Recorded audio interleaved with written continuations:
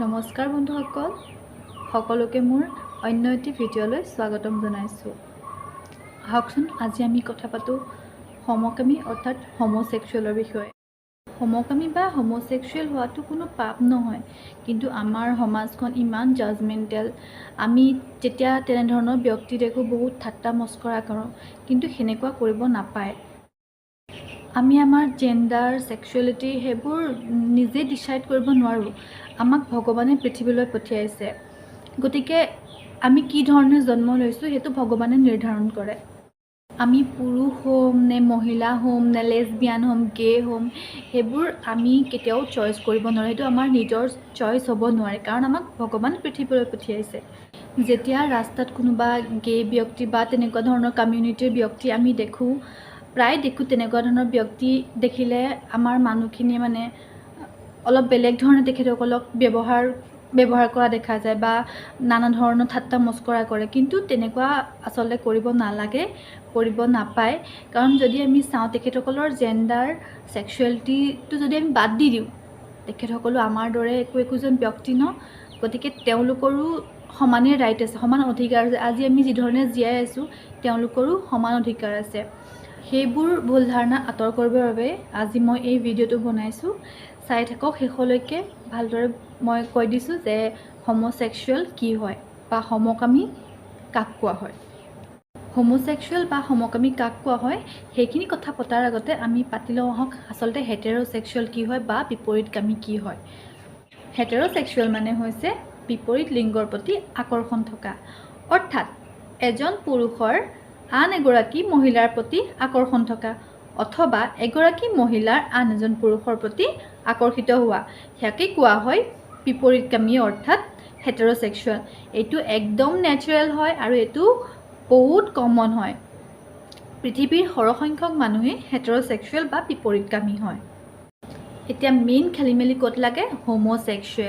হোমোছেক্সুৱেল কি হয়? আমাৰ সমাজৰ বহুত মানুহে নাজানে বা বহুত ভুল ধাৰণা আছে। আজি মই ইয়াৰ বিষয়ে ভালদৰে ক'ম, আপোনালোকে শুনিব, লাষ্টলৈকে মোৰ ভিডিঅ'টো চাই থাকক। এতিয়া আহিছোঁ হোমোছেক্সুৱেল বা সমকামী কাক কোৱা হয়।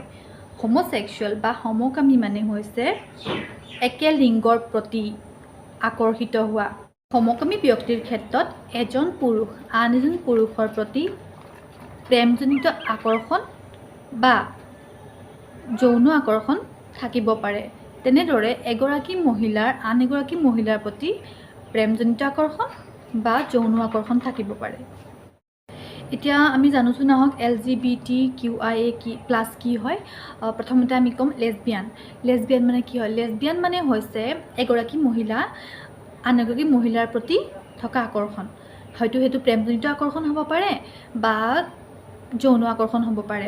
মানে এগৰাকী মহিলাই যেতিয়া লেছবিয়ান হয়, লেছবিয়ান ব্যক্তিৰ ক্ষেত্ৰত এগৰাকী মহিলা আন এগৰাকী মহিলাৰ প্ৰতি আকৰ্ষিত হয়, লগতে তেওঁ মেণ্টেলি, ফিজিকেলি, ছেক্সুৱেলি, ইম'চনেলি তেখেতৰ লগত মানে ৰিলেশ্যনত আহিব বিচাৰে, তাকে কোৱা হয় লেছবিয়ান।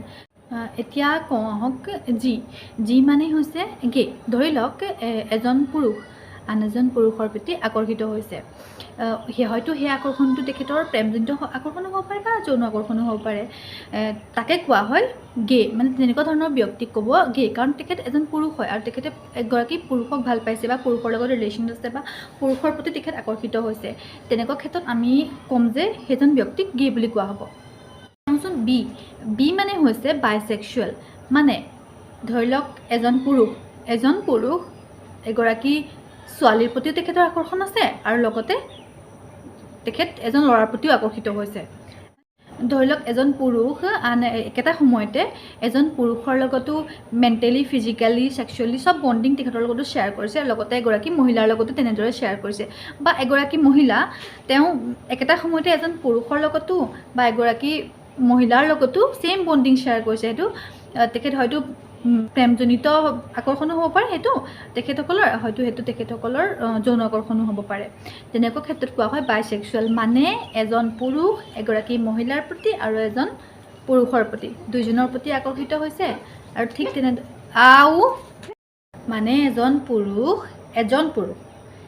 পুৰুষে তেখেতে এগৰাকী মহিলাৰ প্ৰতিও আকৰ্ষিত হৈছে, লগতে এজন পুৰুষৰ প্ৰতি আকৰ্ষিত হৈছে মানে একে সময়তে তেখেতে মহিলা পুৰুষ দুজনৰ লগত ৰিলেশ্যন আছে সেম একেটা কথাই এগৰাকী মহিলা এজন পুৰুষৰ লগত ৰিলেশ্যন আছে এগৰাকী মহিলাৰ লগত ৰিলেশ্যনত আছে তাক কোৱা হয় বাইসেক্সুৱেল মানে দুইটা লিংগৰ প্ৰতি আকৰ্ষণ থকা এতিয়া আহোঁ টি মানে হৈছে ট্ৰান্সজেণ্ডাৰ কথাটো ক'বলৈ গ'লে মানে যেতিয়া এটা শিশু জন্ম হয় এজন ডক্টৰে সেই শিশুটোৰ ল'ৰা নে ছোৱালী কি চাই নিৰ্ধাৰণ কৰে আমি সকলোৱে জানো যে তেওঁৰ যিটো ছেক্সুৱেল অৰ্গেন হয় বা যৌনাংগ হয় সেইটো চাই নিৰ্ধাৰণ কৰে যে তেওঁ ল'ৰা হ'ব নে ছোৱালী হ'ব ধৰি লওক সেইটো ল'ৰা জন্ম হৈছে তেখেতৰ যৌনাংগ চাই এই ল'ৰাটোৰ সেই সন্তানটোৰ যৌনাংগটো চাই গম পাইছে যে সেইটো ল'ৰা জন্ম হৈছে কিন্তু যেতিয়া সেই ল'ৰাটো ডাঙৰ হ'ব লাহে লাহে তেওঁ নিজে নিজে ফিল কৰিব ল'ব যে তেওঁৰ যিটো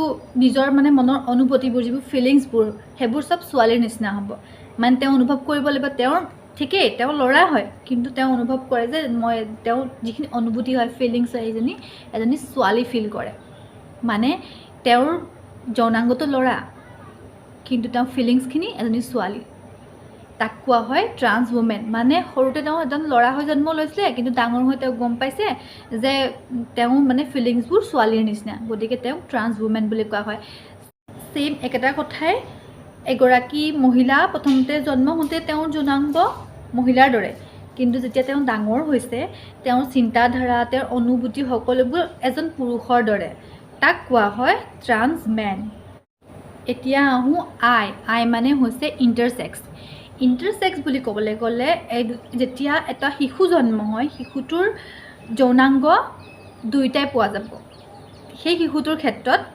মহিলা আৰু পুৰুষ দুয়োৰে যৌনাংগ পোৱা যায় কিন্তু তেওঁ ডাঙৰ হৈ তেওঁ সেইটো কি হ'ব তেওঁ নিজকে ল'ৰা বুলি ক'ব বা ছোৱালী বুলি ক'ব সেইটো তেওঁ নিজে নিৰ্ধাৰণ কৰি গৈ পেলাই লাষ্টত তাক কোৱা হয় ইণ্টাৰছেক্স মানে সেইজন পুৰুষ বা সেইগৰাকী মহিলাৰ ক্ষেত্ৰত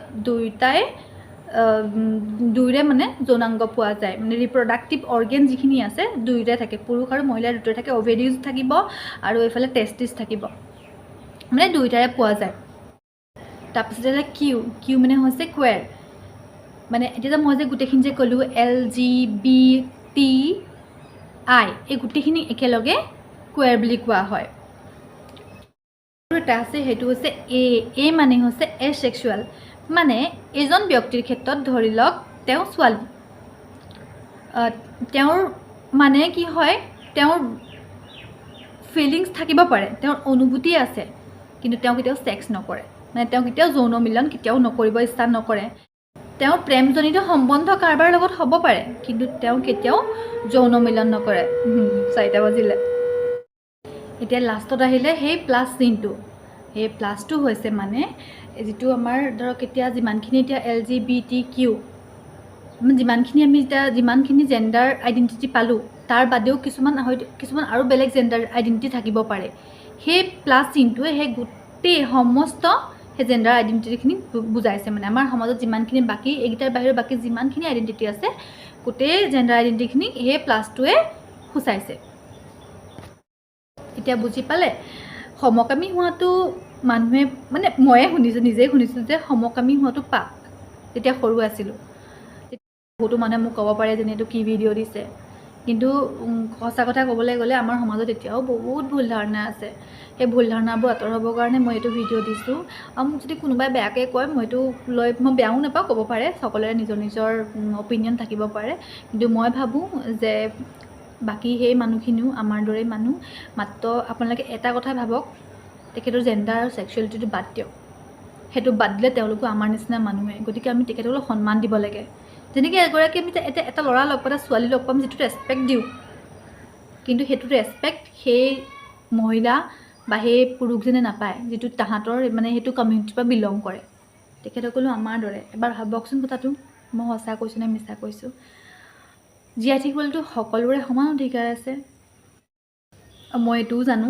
যে মোৰ আজি কমেণ্ট বক্স পূৰা ভৰি পৰিব বেয়া কমেণ্ট দিব মই এইটো গম পাওঁ দিব পাৰে খালি এবাৰ আপোনালোকে নিজে ভাবি চাব মোক বৰ বেয়া কথা কৈ একো নাই কিন্তু সেই মানুহখিনিৰ প্ৰতি অলপ দয়া মৰম অলপ দেখুৱাই চাবচোন তাৰ বিনিময়ত আপোনালোকে কি পাব আপোনালোকৰ মনবোৰ কেনেকুৱা লাগিব